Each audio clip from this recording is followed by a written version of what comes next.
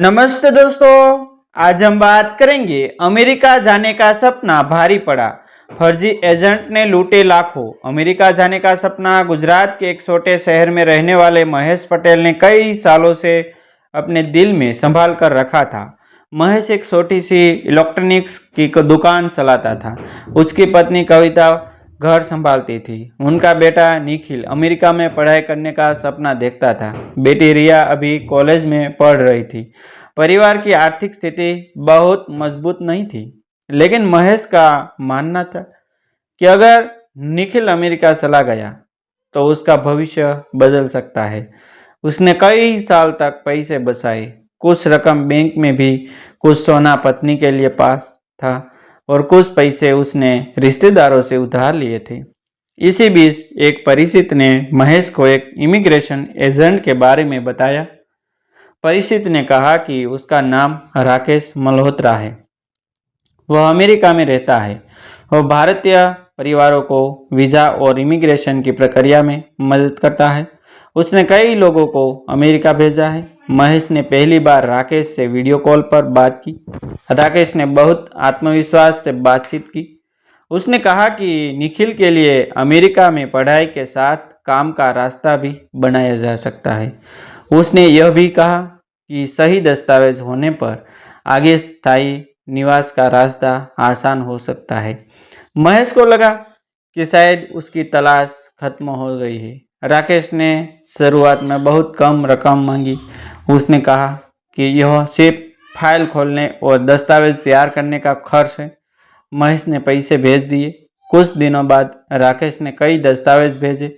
उसने एक अमेरिकी कंपनी का लेटर भी दिखाया। उसमें निखिल के लिए नौकरी का ऑफर लिखा था। महेश की आंखों में खुशी आ गई। उसने पहली बार सोचा कि उसका बेटा अमेरिका जाकर पढ़ाई भी करेगा और नौकरी भी करेगा। लेकिन असली खेल यहीं से शुरू हुआ चुका था। राकेश ने धीरे धीरे महेश का भरोसा जीत लिया।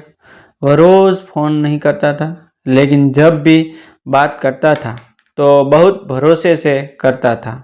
वह अमेरिका की इमिग्रेशन प्रक्रिया की ऐसी बातें बताता था जिन्हें महेश समझ भी नहीं पाता था। इसी कारण महेश को लगता था कि राकेश सच में बड़ा जानकार व्यक्ति है। कुछ सप्ताह बाद राकेश ने कहा कि अब बड़ी रकम जमा करनी होगी। उसने इसे सरकारी फीस, कानूनी प्रक्रिया और दस्तावेज सत्यापन से जुड़ा खर्च बताया। रकम सुनकर महेश कुछ देर चुप रहा। यह उसके परिवार की कोई साल की बचत थी। कविता ने भी डरते हुए पूछा कि अगर पैसा देने के बाद काम नहीं हुआ तो क्या होगा। राकेश ने तुरंत जवाब दिया कि सब कुछ लिखित प्रक्रिया के तहत होगा। उसने कुछ कागजात भी भेजे। कागजात देखकर परिवार को भरोसा हो गया। महेश ने अपनी जमा पूंजी निकाल ली। कविता के कुछ गहने भी बेच दिए गए। रिश्तेदारों से उधार लिया गया। आखिरकार बड़ी रकम राकेश के बताए खाते में भेज दी गई। पैसे भेजने के बाद कुछ दिनों तक राकेश लगातार संपर्क में रहा। फिर उसने कहा कि फाइल आगे बढ़ रही है। उसने निखिल से कई दस्तावेज मांगे, पासपोर्ट की कॉपी मांगी, कई शैक्षणिक प्रमाण पत्र मांगे गए, बैंक स्टेटमेंट भी मांगा गया। निखिल ने सब कुछ भेज दिया। परिवार को लगा कि अब अमेरिका जाने की तैयारी करनी चाहिए। लेकिन अचानक राकेश का व्यवहार बदलने लगा। फ़ोन कम आने लगा। संदेशों का जवाब देर से आने लगा। जब महेश पूछता तो राकेश कहता कि अमेरिका की सिस्टम में देरी हो रही है। कभी वह कहता कि सरकारी वेबसाइट पर तकनीक समस्या है। कभी कहता कि किसी अधिकारी की मंजूरी बाकी है। हर बार एक नया बहाना सामने आता। महेश फिर भी भरोसा करता रहा, क्योंकि उसके पास अब पीछे लौटने के लिए बहुत कम बचा था। एक दिन राकेश ने फ़ोन किया और कहा कि निखिल की फाइल में एक गंभीर समस्या आ गई है। अगर तुरंत अतिरिक्त रकम जमा नहीं की गई तो पूरी प्रक्रिया रुक सकती है। महेश घबरा गया। उसने पूछा कि समस्या क्या है। राकेश ने कहा कि यह इमिग्रेशन से जुड़ा संवेदनशील मामला है। ज़्यादा सवाल करने से नुकसान हो सकता है। महेश ने फिर पैसे जुटाए। उसने अपनी दुकान का कुछ सामान बेच दिया लेकिन रकम भेजने के बाद भी कोई प्रगति नहीं हुई। जब निखिल को शक होने लगा था, उसने खुद अमेरिकी कंपनी के बारे में इंटरनेट पर जानकारी खोजनी शुरू की। उसे कुछ बातें अजीब लगी। जिस कंपनी के नाम से नौकरी का ऑफर आया था, उसके पते और वेबसाइट की जानकारी मेल नहीं खा रही थी। निखिल ने उस कंपनी के आधिकारिक संपर्क से बात करने की कोशिश की। वहां से उसे पता चला कि उसके नाम से ऐसा कोई नौकरी का ऑफर जारी नहीं किया गया। वह सुनकर निखिल के पैरों तले जमीन खिसक गई। उसने तुरंत पिता को बताया। महेश ने उसी रात राकेश को फ़ोन किया। राकेश ने फ़ोन नहीं उठाया। अगले दिन भी फ़ोन बंद था। उसके बाद व्हाट्सएप पर संदेश भेजे गए, कोई जवाब नहीं आया। जिस ईमेल से राकेश दस्तावेज भेजता था, वहाँ भी कोई प्रतिक्रिया नहीं मिली। परिवार को पहली बार एहसास हुआ कि उनके साथ बहुत बड़ा धोखा हो चुका था। महेश ने बैंक से संपर्क किया। उसने ट्रांजैक्शन की जानकारी निकाली। तब उसे पता चला कि रकम अलग अलग खातों में भेजी गई थी। कुछ भुगतान ऐसे खातों में गया था जिनका नाम राकेश से सीधे जुड़ा हुआ भी था नहीं था। परिवार ने सभी दस्तावेज सुरक्षित किए, बैंक ट्रांजैक्शन की कॉपी निकाली, फ़ोन नंबरों के स्क्रीनशॉट लिए, ईमेल और मैसेज सुरक्षित किए। निखिल ने अमेरिका में रहने वाले एक परिचित से मदद मांगी।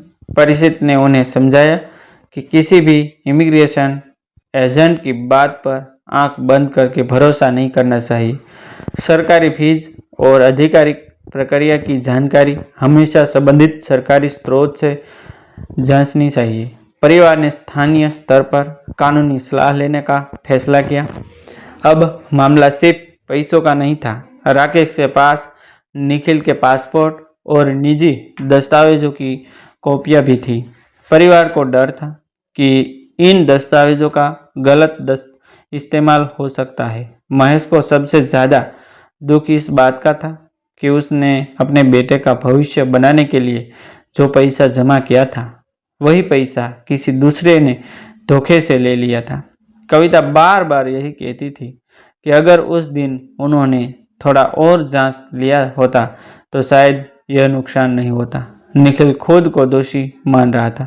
उसे लगता था कि अमेरिका जाने का सपना देखकर उसने परिवार पर इतना बड़ा आर्थिक बोझ डाल दिया था। लेकिन महेश ने बेटे से कहा कि गलती सपना देखने में नहीं थी, गलती बिना पूरी जांच के लिए किसी पर भरोसा करने में थी। परिवार ने शिकायत की प्रक्रिया शुरू की। उन्होंने अपने पास मौजूद हर सबूत जमा किया। राकेश का नाम, फ़ोन नंबर, ईमेल, बैंक विवरण और भेजे गए दस्तावेज सब सामने रखे गए। जांच आगे बढ़ी तो परिवार को यह भी पता चला कि दूसरे भारतीय परिवारों ने भी उसी व्यक्ति या उससे जुड़े लोगों के खिलाफ शिकायत की थी। कुछ लोगों ने नौकरी के नाम पर पैसे दिए थे, कुछ ने वीज़ा के नाम पर रकम दी थी, कुछ लोगों से दस्तावेज लिए गए थे। तब महेश को समझ आया कि वह अकेला शिकार नहीं था। यह सिर्फ एक परिवार की कहानी नहीं थी, यह उस भरोसे की कहानी थी जिसे एक फर्जी एजेंट ने हथियार बना लिया था। इस घटना के बाद निखिल ने अमेरिका जाने का सपना पूरी तरह नहीं छोड़ा, लेकिन उसने अपना तरीका बदल दिया। उसने तय किया कि आगे कोई भी प्रक्रिया केवल आधिकारिक जानकारी और सत्य पेशेवरों के माध्यम से ही की जाएगी। महेश ने भी अपने परिचितों को चेतावनी देना शुरू किया।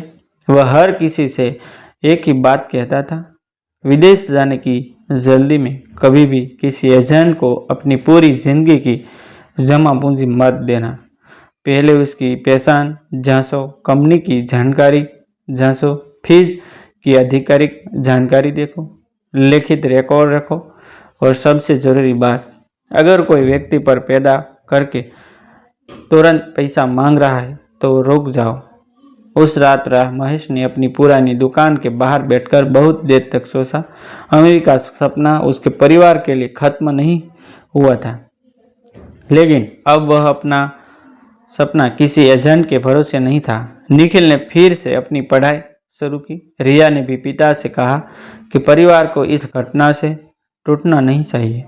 महेश ने अपनी दुकान धीरे धीरे दोबारा खड़ी करने का फैसला किया।